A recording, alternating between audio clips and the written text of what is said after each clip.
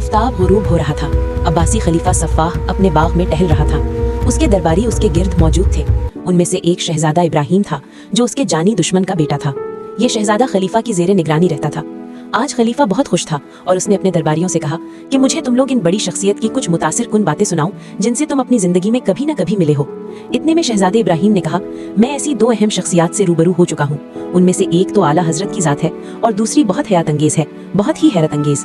शहजादे ने गुफ्तगू जारी रखते हुए कहा कि जब आला हजरत की आतिश गजब मेरे खिलाफ भड़क रही थी और न जाने कब आपके सिपाही मेरा सर तन से जुदा कर देते, लिहाजा मुझे रूपोश होना पड़ा। कभी एक गांव तो कभी दूसरे गांव में, आखिर कूफा पहुंचकर दम लिया, लेकिन आपके सिपाही मुझे ढूंढते हुए वहां आ पहुंचे। मैं दीवानों की तरह शहर में इधर उधर फिर रहा था। थकन भी ज्यादा हो गई थी। आखिर एक इमारत पर चढ़ा, लेकिन उसकी बुलंदी से गिरकर बेहोश हो गया।